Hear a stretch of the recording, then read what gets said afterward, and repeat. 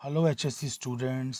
सो sixth problem ये कहता है कि काइनेटिक एनर्जी का फॉर्मूला डिराइव कीजिए उस पार्टिकल के लिए जिसका मास m है और जो कि वेलोसिटी v से चल रहा है, और ये आपको करना है डायमेंशनल एनालिसिस का इस्तेमाल करके। तो आइए डायमेंशनल एनालिसिस का इस्तेमाल करें और बेसिकली काइनेटिक एनर्जी का फॉर्मूला डिराइव करें। सो बेसिकली कहा गया है कि काइनेटिक एनर्जी का फॉर्मूला डिराइव कीजिए, और कहा गया कि काइनेटिक एनर्जी जो है डिपेंड करती है, निर्भर करती है मास ऑफ द पार्टिकल पे and velocity of the particle पे, है ना। वेलोसिटी ऑफ द पार्टिकल पे डिपेंड करती है, लेकिन मास की कौन सी पावर पे और वेलोसिटी की कौन सी पावर पे वो बताया नहीं गया। तो हम ले लेंगे m रेस टू एक्स और v रेस टू वाई। मतलब मान लेते हैं कि भाई m की x पावर पे और v की y पावर पे डिपेंड करती है काइनेटिक एनर्जी। अब एनर्जी तो एनर्जी है, चाहे वो काइनेटिक हो चाहे पोटेंशियल हो।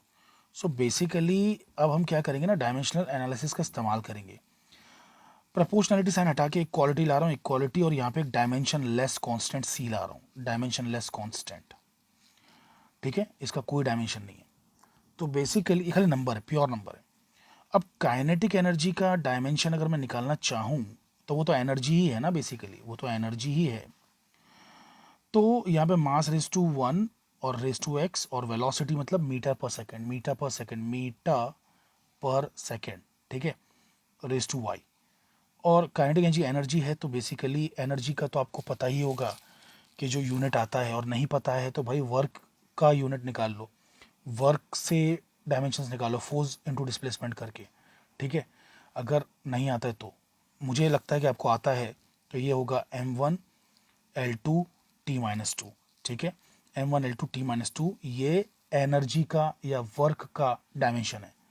ठीक है, तो ये बन जाएगा m रेस टू एक्स, ये बन जाएगा l raise to X, oh sorry l raise to Y, t raise to minus Y.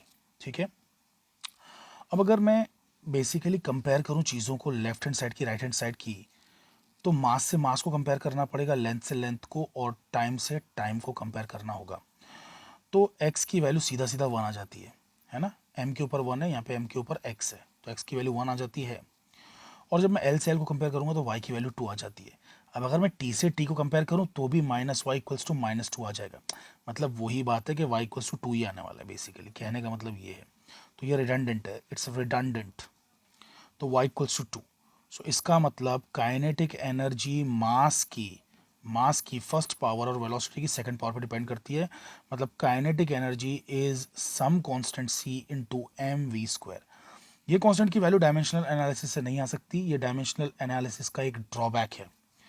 तो बेसिकली ये वैल्यू हमें एक्सपेरिमेंट से डिटरमाइन करना पड़ती है, और ये वैल्यू हम जानते हैं, it's 1/2। But that's irrelevant here, सवाल सिर्फ इतना ही है कि काइनेटिक एनर्जी का फॉर्मूला निकालिए मास और वेलोसिटी के टर्म्स में। So this is the answer.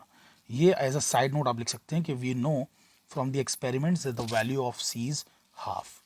सो दोस्तों, अगर आपको ये सोल्यूशन पसंद आया तो प्लीज़ लाइक करें वीडियो को एंड सब्सक्राइब करें चैनल को। Thank you very much.